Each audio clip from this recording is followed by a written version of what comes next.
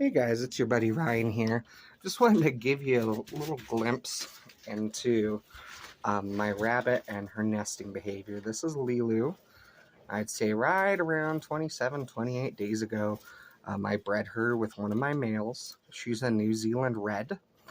And if you've seen the shorts on this is just sort of a longer follow-up. I wanted to give you a chance to really check out her nesting behavior. So she has a bunch of straw in her mouth. She's bunching it up and she's kind of trying to get that ready for when she's gonna have her baby in her nest, or her several babies, hopefully. But here's her nest box she's been building out, and we'll just kind of watch her for a minute, see what she does. Um, for any of you who are just starting to raise rabbits, it's important to be able to identify nesting behavior.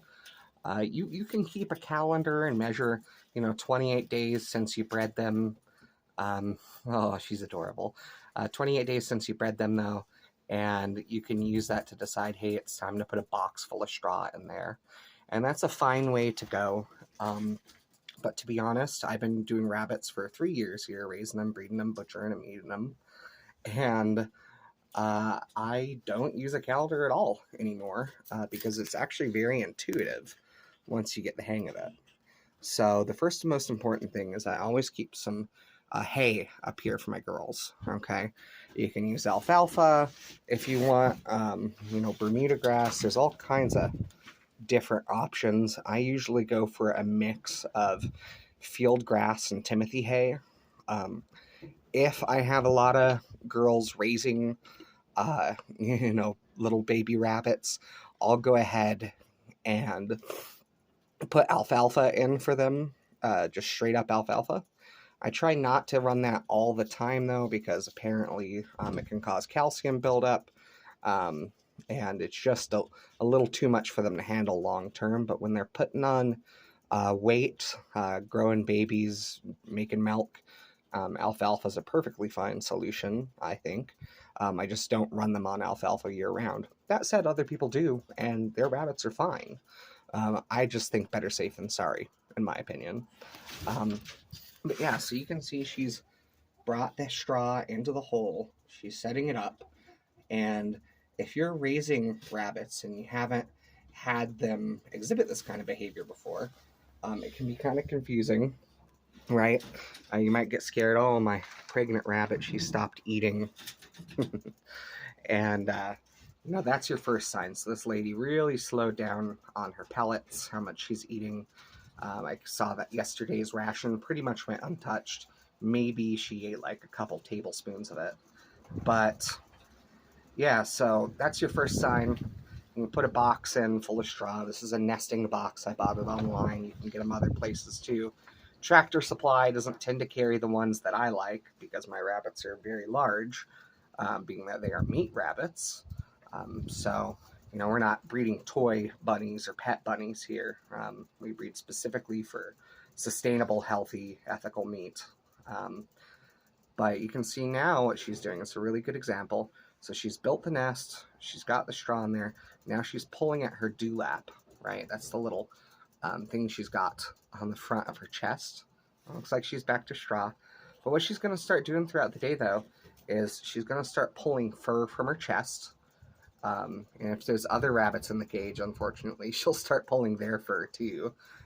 If you have a cohabitation situation, like if you're in a rabbit colony, you might notice them biting other rabbits and taking fur. It's a lot more convenient for them to steal someone else's fur. But yeah, so once she steals the fur or pulls the fur off, she's gonna go ahead and line the nest with it, and then she'll give birth, and she might cover the babies sometimes. That's a normal rabbit behavior, to hide babies. Okay, they're not going to suffocate under there. They're not going to overheat under there unless it's like midsummer and you have a pretty inexperienced rabbit. My older moms, look, she's pulling fur. That's beautiful. My older moms tend to uncover the bunnies when it gets hot, cover them up when it gets cold. So they're pretty cognizant of that once they've had a few litters. But yeah, this is the behavior. So she's pulling fur. She's got straw and hay in her mouth, and she's just going to keep building that nest throughout the day. Once nightfall comes, my recommendation to you, if you're in this situation, is to make sure that you are just not around. They want privacy when they give birth. If they get spooked during this process, it's very possible that they could reject the babies, maybe start chewing on them, kill them, things like that. If they're a first-time mother, they might kill their babies or run away when they latch on to breastfeed. I've had that happen when I was first getting started. And, just expect, if it's the first time your rabbit is giving birth, that they might have a failure. This is this girl's third time, so she knows what to do. But it is entirely possible that you could, look at that purr she's getting, that's great. It's entirely possible, though, that you might take 2 or even 3 tries before your rabbit successfully raises a litter. Environmental factors like weather or noise can affect this, or just their inexperience or the rabbit's health. So many things come into play.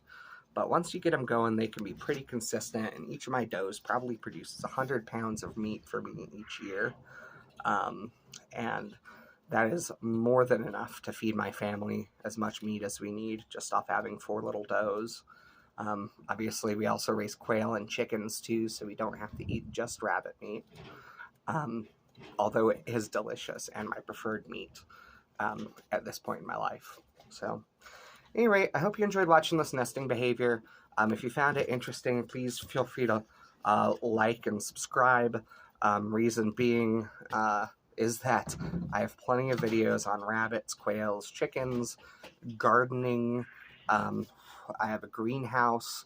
At this point, I'm pretty much a master gardener, working on the actual title presently. But anything gardening or rabbit related, I'm your guy. If you have a question, feel free to reach out. I'm always happy to help newcomers to the hobby too. So thank you for watching. I really appreciate it, and I wish you success in your own rabbitry. Before we go, though, real quick, looks like this girl. She stopped. She's starting to pull fur too, though, from the dewlap, so she may give birth soon as well. So thanks for watching, guys. Have a great day.